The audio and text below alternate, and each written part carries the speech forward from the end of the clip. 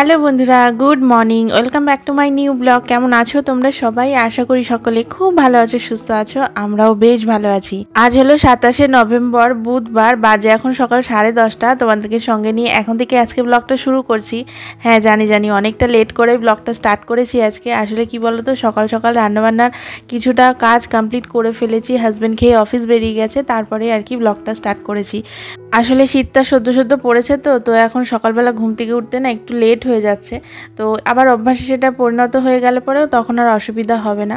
তো যথারীতি আজও উঠতে একটু লেট হয়ে গিয়েছিলো, তাই জন্য আগে রান্নাবান্নার কাজটা কমপ্লিট করে হাজব্যান্ডকে খাইয়ে অফিস পাঠালাম। ওইটা হচ্ছে আমার সারাদিনের মধ্যে সবচেয়ে বড় কাজ, ওকে টাইম মতো খাইয়ে দাইয়ে টিফিন দিয়ে অফিস পাঠানো। তো ওর কাজ কমপ্লিট হয়ে গেছে, ও অফিস বেরিয়ে গেছে। এখন আমি সারাদিন ভরে আমার ঘরের সমস্ত কাজকর্মগুলো এক এক করে কমপ্লিট করব, আর তোমাদের সাথেও ব্লগে সবটা শেয়ার করব। তো দেখতেই পেলে নিচে কিন্তু কাজ চলছে। তোমাদেরকে আমি এর আগের দিনের ব্লগেই বলছিলাম যে বাড়িতে কিছু কাজ হবে, তো সেজন্য মিস্ত্রি এসেছিলো, কথাটা বলা হচ্ছিল। তো অলরেডি কাজ কিন্তু শুরু হয়ে গেছে, মানে বলতে পারো শেষের পর্যায়ে। রবিবার থেকে কাজ স্টার্ট হয়েছে, তো বুধবার দিনকেই লাস্ট কাজ ছিল। তো সেই দিনই কাজ কমপ্লিট করে দিয়ে ওনারা চলে গেছে। তোমাদেরকে ব্লগের শেষে দেখাবো কী কাজ হয়েছে না হয়েছে। তো ওনাদেরকেই সকালবেলা একটুখানি চা করে দিলাম, আমিও সকালে একটুখানি চা খেয়ে নিয়ে এখন লেগে পড়লাম ঘরের কাজে। তো সবার প্রথমে দেখো গরম জল করে না বেশ কিছু কাছাকাছি জমেছিল, তো সেগুলোকে ভিজিয়ে রাখলাম। এখন তো ওয়াশিং মেশিনটা ইউজ হয় না বললেই চলে, আসলে ওটাকে একটুখানি ঠিকঠাক করাতে হবে, সেই জন্যই আর কি ওয়াশিং মেশিনটা আর কাছাকাছি করা হচ্ছে না।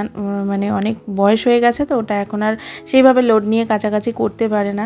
তো সেই জন্য হাতেই কেচে দিই। তো অনেক কটা চাদর জমে গেছিলো, তো ওগুলো আজ কাচবো কাল কাচবো করে না কাচাই হচ্ছিল না। তো আজকে ভাবলাম যে আর অলসতা না করে ঝটপট করে গরম জল করে ভিজিয়ে দিই, কাচা ঠিক হয়েই যাবে।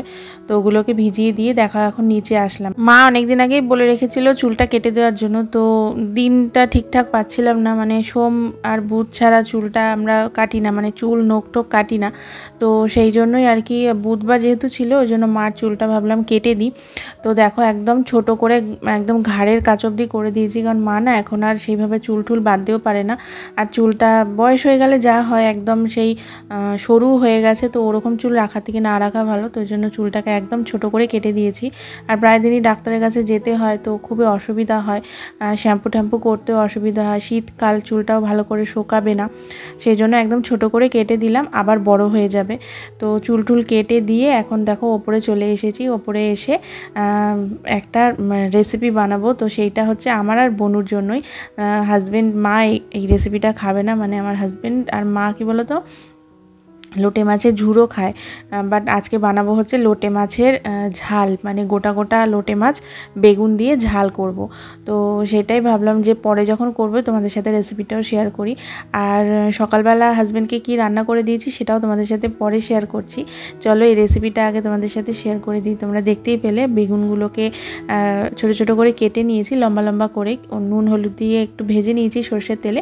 তারপর কড়াইতে আর একটু সর্ষের তেল দিয়েছি, আর সর্ষের তেলের পরিমাণটা না একটু বেশি দিতে হবে। এই রেসিপিটাতে মেনলি সর্ষের তেলটা একটু বেশিই লাগে। তো সর্ষের তেল দিয়ে ওর মধ্যে বেশ খানিকটা কোয়ান্টিটিতে পেঁয়াজ কুচি আর দুটো বড় বড় সাইজের টমেটো কুচি দিয়ে একটু ভাজা ভাজা করে নিলাম। আর বেশ খানিকটা কোয়ান্টিটিতে রসুন আর কাঁচা লঙ্কা আগেই দেখেছো থেতো করে রেখেছি, তো সেই থেতো করা রসুন আর কাঁচা লঙ্কাটাও দিয়ে দিলাম। দিয়ে পেঁয়াজ আর টমেটোর সাথে ওটাকেও একটু ভেজে নিয়ে দেখো এখন দিয়ে দিচ্ছি গুঁড়ো মশলা, নুন হলুদ, কাশ্মীরি রেড চিলি পাউডার আর হচ্ছে ঝাল লঙ্কার গুঁড়ো। এটা একটু ঝাল ঝাল হলেই বেশি ভালো লাগে। আর অল্প একটু চিনিও দিয়েছি, চিনিটা জাস্ট একটু টেস্টটা ব্যালেন্সের জন্য। অনেকটা পরিমাণ টমেটো দিয়েছি, তো টকটা যাতে বেশি না হয় তাই জন্য 2-3 দানা আর কি চিনি দিয়েছি। চিনিটা অপশনাল, তোমরা না চাইলে নাও দিতে পারো। তো দিয়ে দেখো ভালো করে না মশলাটাকে সুন্দর করে কষিয়ে নিয়েছি। তো কষিয়ে নেওয়ার পর দেখো যখন তেল ছেড়ে এসছে মশলা থেকে, তখন মাছগুলোকে আর কি দিয়ে দিচ্ছি। আর একটা কথা বলে দিই, মাছগুলো না আমি একটুখানি পাতিলেবু মাখিয়ে রেখেছিলাম, কোনো লবণ টবণ দিইনি বা হলুদও দিইনি, জাস্ট একটু পাতিলেবু মাখিয়ে রেখেছিলাম। মাছের যে একটা গন্ধ থাকে, বরফের মাছ তো, তার মধ্যে ফ্রিজে নিয়ে এসেও কিছুদিন রেখে দেওয়া হয়েছিল, তো সেই জন্য একটু পাতিলেবু মাখিয়ে রাখলে কি কোনো গন্ধ থাকবে না। তো মাছগুলোকে পরপর করে সাজিয়ে দিলাম, দিয়ে দেখো হালকা হাতে এপিট ওপিট করে একটুখানি নাড়াচাড়া করে দিয়েছি মশলার সাথে। তারপরে জাস্ট ঢাকা চাপা দিয়ে রেখে দেবো, গ্যাসটাকে মিডিয়াম টু লোতে রেখে। আর ফ্রাইং প্যানে করার এইটাই কারণ যে মানে ফ্রাইং প্যানটা ধরে না একটু জাস্ট ঝাঁকিয়ে দিলেই সুন্দরভাবে কিন্তু নিচটা আর কি নড়বে আর মানে খুব একটা যে খুন্তি চালাতে হবে তা কিন্তু না। আর দেখো যখন একদম মানে জলটা শুকিয়ে আসছে, মানে লোটে মাছ থেকে তো অনেকটা জল বেরোয়, তো জলটা যখন শুকিয়ে আসলো ঢাকা চাপা দিয়ে রাখতে রাখতে যখন জলটা শুকিয়ে আসলো তখন আবার মাছটাকে আমি একটু পাল্টে দিলাম।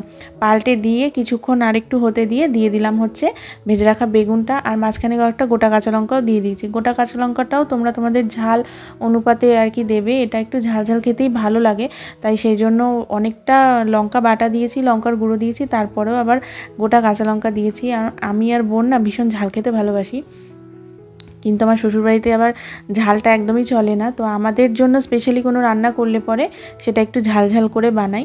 তো এই হলো লোটে মাছের ঝাল। আর লাস্টে নামানোর আগ দিয়ে দেখতেই পেলে একটু ধনেপাতা দিয়েছি বেশ খানিকটা কোয়ান্টিটিতে, তো ধনে পাতা দিয়ে একটু জাস্ট ফুটিয়ে নামিয়ে নিয়েছি। মানে একদম ঝোলও থাকবে না, আবার একদম শুকনো শুকনোও হবে না। আর তেলটা বেশি দেওয়া, তো ওই তেলটাও একটুখানি দিয়ে ভাত মেখে খেতে হবে, গরম গরম ভাতে জাস্ট অমৃত লাগে। তোমরা এইভাবে কোনো দিনও ট্রাই করেছো কিনা অবশ্যই জানিও। তো এটা হচ্ছে গোটা গোটা লোটে মাছের ঝাল আর কি।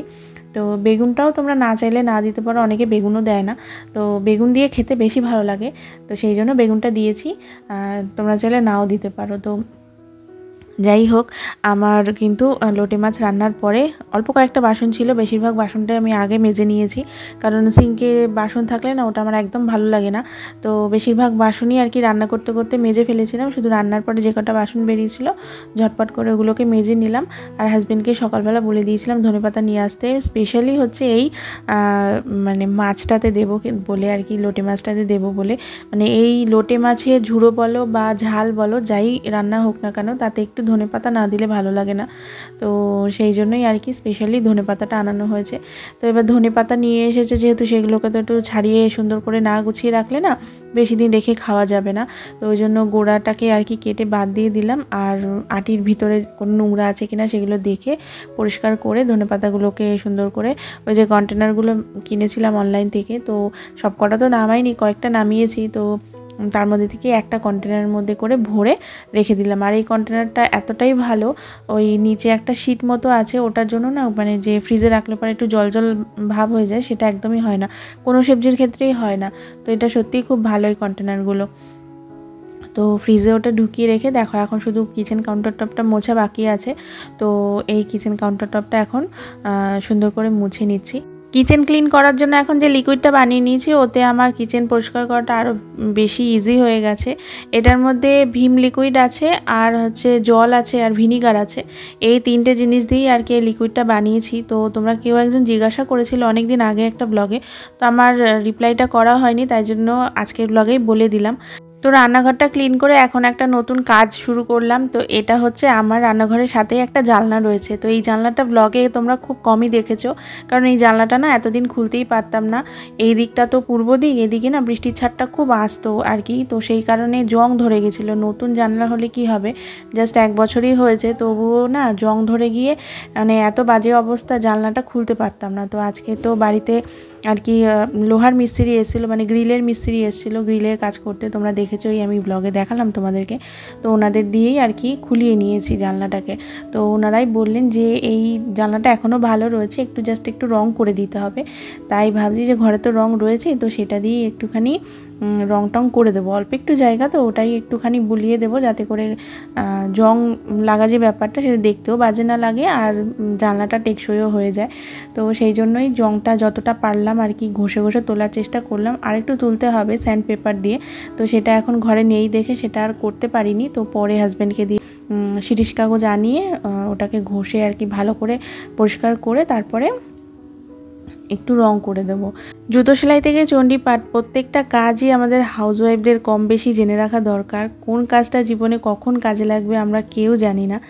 তো দেখো তোমাদের সাথে কথা বলতে বলতে কিন্তু আমার অনেকটা কাজই এগিয়ে গেছে। তো এখন শুধু জাস্ট ঘরটা মোছা বাকি রয়েছে, তো এখন ঘরটা মুছে যাব নিচের ঘরগুলোতে মিস্ত্রিরা কাজ করছে, তার মানে বুঝতেই পারছো নিচের ঘরগুলোর কি কন্ডিশান। সকালবেলা অলরেডি কিন্তু হাজব্যান্ড একবার ঘর মুছে দিয়ে গেছে, বাট মিস্ত্রি যে আসবে সেটা আমরা মানে ভাবিনি। আসলে কি বলো তো, এর আগের দিনকে না মানে কাজ করতে করতে অর্ধেক কাজ ফেলে রেখে চলে যেতে হয়েছিল, কারেন্ট ছিল না দেখে। তো আজকেও আসবে কি আসবে না এই চিন্তাভাবনা করতে করতে করতে হাজব্যান্ড বললো মুছে দিয়ে যাই, পরে না হয় তুমি একবার ঘরটা ঝাড় দিয়ে দিও, পরে আর মোছার দরকার নেই, বেলা হয়ে যাবে। তো সেই জন্যই আর কি, তো মোছা ঘর আবারও একটু ঝাড়া পোছা তো করতেই হবে, ওরকম বালি ধুলো ওরকম কিচকিচ করবে, মানে বালি ধুলোর থেকেও বড় কথা কি বলো তো, ওই লোহার গুঁড়োগুলো আর কি ডাস্ট ফর্মে থাকবে, তো ওগুলো থাকলে পরে খুব অসুবিধার। ঘরে আমার যেহেতু পেটস রয়েছে, তো সেই জন্য তো আরও একটু বেশি পরিষ্কার পরিচ্ছন্নতা বজায় রাখতে হয়। তো সেই জন্য নিচে যাব, তো ভাবলাম যে আমার নিচের কাজ করতে করতে তো অনেকটা বেলা হয়ে যাবে, তো অত দেরি করে মাকে খেতে দিয়ে লাভ নেই, তাই জন্য মার খাবারটা নিয়েই নিচে নামছি। তো আজকে বানিয়েছিলাম হচ্ছে ভাত তো করেছিলামই, তার সাথে করেছিলাম পেঁয়াজ আর রসুন ফোড়ন দিয়ে, কালো জিরা ফোড়নে দিয়ে আর কি মুসুর ডাল, আর করেছিলাম কাচকি মাছ চচ্চড়ি আলু বেগুন দিয়ে, আর পেঁয়াজকলি আলু ভাজা, আর লোটে মাছের ঝাল করেছিলাম, সেটা তো তোমাদের সাথে রেসিপিটা শেয়ার করলামই। তো এই ছিল আজকের মেনু। তো সকালবেলা পেঁয়াজকলি আলু ভাজা, ভাত ডাল আর কাচকি মাছ করে হাজব্যান্ডকে খাইয়ে অফিস পাঠিয়েছি, আর পরে বেলায় তো করলাম মাছ চচ্চড়িটা, সেটা তো তোমাদের সাথে শেয়ার করলামই। তো যাই হোক, দেখো মাকে খেতে দিয়ে দিয়েছি, মানে মার মানে টেবিলে রেখে দিয়েছি, মাকে বলেছি তুমি তোমার সময় মতো খেয়ে নিও। তো এখনও অ্যাকচুয়ালি খাওয়ার টাইম হয়নি, কারণ আমার এইগুলো সারতে সারতে না অনেকটা বেলা হয়ে যাবে, আর এই নোংরা ঘেটে নিয়ে তখন আর ভাত ঠাত দিতে ইচ্ছা করে না। তো সেই জন্য একবারে মার খাবারটা দিয়ে দিলাম, কারণ উনি অসুস্থ মানুষ, তো ওনার খাবারটা টাইম মতো ওনার ঘরে রেডি থাকলে না আমার অতটা চাপ থাকে না, আমি আস্তে ধীরে কাজ করলেও আমার অতটা মানে প্রবলেম হয় না আর কি। তো যাই হোক, এখন দেখো নিচে এসে নিচের ঘরটা আর কি ঝাড়া পোছা শুরু করে দিয়েছি। তো এই জুতোর সেলফটা না সামনের বারান্দাতে ছিল, তো অনেক দিন ধরে হাজব্যান্ডকে বলছিলাম যে এনে দাও এনে দাও, এইখানে জুতোগুলো সব ছড়িয়ে ছিটিয়ে থাকে, মানে এই সোফাটা নিচে আর কি গুজে গুজে রাখা হয়, যখন যার দরকার হয় সে সেইভাবে ইউজ করে আর কি। তো ওইভাবে খুব অসুবিধা হয়, নিতেও অসুবিধা হয়, রাখতেও অসুবিধা হয়। তো অনেক দিন ধরে হাজব্যান্ডকে বলছিলাম, হাজব্যান্ড আজ করবো কাল করবো করে করে না আর কি করাই হয়ে উঠছিল না। তো আমি আজকে যেহেতু সামনের গেটটা খোলা ছিল, মিস্ত্রিরা কাজ করছে দেখে ওই সামনের গেট থেকে আর কি বারান্দা থেকে নিয়ে এসেছি, জুতোর সেলফটা নিয়ে এসে বাইরে ভালো করে ঝেড়েছি, ঝেড়ে ঘরে নিয়ে এসে আবার একটু ভালো করে মুছে দেখো জুতোগুলোকে সব গুছিয়ে রাখলাম, গুছিয়ে রেখে এখন সোফাটাকেও ভালো করে ঝেড়ে ঝুড়ে এখন ঘরটা ভালো করে ঝাড় দিয়ে নিচ্ছি। তো ঘরটা ঝাড় দিয়ে রেখে দেবো, এখন আর মুছবো না, কারণ অনেকটাই দেরি হয়ে যাবে এখন ঘর ঠর মুছতে গেলে পরে, ভালো করে একটু ঝাড় দিয়ে রাখবো তবেই হবে। আর পটকাকে নিচে আজকে আর ঘুরতে দেবো না, চুটকি আর কোকো তো এমনিই আসে, ওরা ঘুরবে, ওরা সারা বাইরে ঘুরে আসছে, ওটা কোনো অসুবিধা না। পটকাকে মানে নিচে ঘুরতে দেবো না, পটকাকে কোলে করে ওপরে নিয়ে যাওয়া হবে, এইভাবেই করা হবে, মানে প্ল্যান করেছি আর কি, কারণ আমার এখন আর ঘরটা মুছতে আর ইচ্ছা করছে না। তো দেখো চুটকির কথা বলতে বলতে চুটকি কিন্তু এসে গেছে। তো কবে থেকে আমার হাজব্যান্ড না ভ্যাকসিন নিয়ে এসে রেখে দিয়েছে চুটকি আর কোকোকে দেওয়ার জন্য, শীতের মানে ওদের একটা ভ্যাকসিন থাকে যেটা আমার পুটু পটকাকে দেওয়ানো হয়, তো যাতে করে কোনো রোগ ব্যাধি না হয়, শীতকালেই ওদের মেনলি রোগ ব্যাধিগুলো হয়, তো সেই রোগ ব্যাধিগুলো না হয়। তো একদিন চুটকি আসে তো আরেকদিন কোকো আসে না, একদিন কোকো আসে তো চুটকি আসে না, এই করেই মানে প্রায় 1.5 সপ্তাহ মতো হতে গেল, এখন অবধি মানে 2 ভাই বোনকে একসাথে ধরতে পারলাম না যে ভ্যাকসিনটা করিয়ে নেব। তো দেখা যাক কবে ধরতে পারি আর কবে ভ্যাকসিনটা কমপ্লিট করতে পারি। তো যত তাড়াতাড়ি করে ফেলা যায় ততই মঙ্গল, কারণ এই শীতকালে না ওদের খুব খারাপ খারাপ রোগ হয়, আমি তো সব কিছুর সাক্ষী, আমি জানি আমার পুটু পটকার যা কন্ডিশন হয়েছিল। তো এই শীতকালটা আসলে না ভীষণ ভয় লাগে, আর খুব ভয় ভয় থাকি যে সব ভালোই ভালোই শীতকালটা যেন কেটে যায়। শীতকাল যেমন ভালোও লাগে, তবে যবে থেকে পুটু পটকার রোগ হয়েছে না তবে থেকে শীতকালটা ভীষণ ভয়েও থাকি। তো যাই হোক, দেখো তোমাদের সাথে কথা বলতে বলতে আমার অনেক কাজ কমপ্লিট হয়ে গেল, উঠানটাও একটুখানি ঝাড় দিয়ে নিলাম। তারপরে না এখানে একটা নাকচম্পা গাছ আমার বাপের বাড়ি থেকে দিয়েছিল, তো সেই নাকচম্পা গাছটা আর কি পড়ে গেছিলো, তো ওটাকে ভালো করে একটুখানি বুনে দিলাম, বুনে দিয়ে একটু জল দিয়ে দিলাম। আর এই যে দেখো কি কাজ হয়েছে তোমাদেরকে বললাম না যে ব্লগের শেষে দেখাবো, তো এই হচ্ছে আমার যে সামনে বারান্দাটা রয়েছে, এটা একটা ছোট্ট ব্যালকনি, তো ব্যালকনিটাকে না ঘিরে দেওয়া হচ্ছে, ছোট খুব বলবো না, আমার ওপরের ব্যালকনি থেকে যথেষ্টই বড়, মানে ছোটোখাটো একটা রুম বলতে পারো, ওটাকে অ্যাজ এ রুমে কনভার্ট করা হচ্ছে। যেহেতু আমাদের অত বড় বেডরুমটা পটকাকে দেওয়া হয়েছে, তো সেই রুমটা আর কি আমরা ইউজ করব, আর এই যে রুমটা হচ্ছে ওটা পটকার জন্য আর কি দেওয়া হবে, মানে পটকাকে রাখা হবে ওখানে আর কি। তো ওটাকেই সুন্দর করে আর কি সেট আপ করা হচ্ছে পটকার থাকার মতন। তো দেখতেই পেলে কি কাজ হচ্ছে না হচ্ছে। তো যাই হোক, তারপরে আর আমাদের যে আরেকটা গেট দেখলে সেই গেটগুলোতে না সব শীট বসানো হলো, মানে ওপেন গেট ছিল তো সেগুলোতে সব শীট বসানো হলো, মানে লোহার শীট বসানো হলো যাতে করে ওপেন না থাকে, সমস্তটাই পুরো কভার হয়ে যায়। তো এই ঘরের কাজ হয়েছে, তোমাদের সাথে শেয়ার করে দিলাম। তারপরে স্নান খাওয়া দাওয়া সেরে না ছাদে এসেছিলাম, জামা কাপড়গুলো সকালবেলা ভিজিয়েছিলাম না, মানে চাদরগুলো, তো সেইগুলো কেচে দিয়েছিলাম, তো ওগুলো তুলে নিয়ে গেলাম। আর সূর্যি মামা অস্ত যাওয়ার সময় হয়ে গেছে, তো দেখে খুব ভালো লাগছিলো আকাশটা, তো ভাবলাম তোমাদের সাথে একটুখানি শেয়ার করি।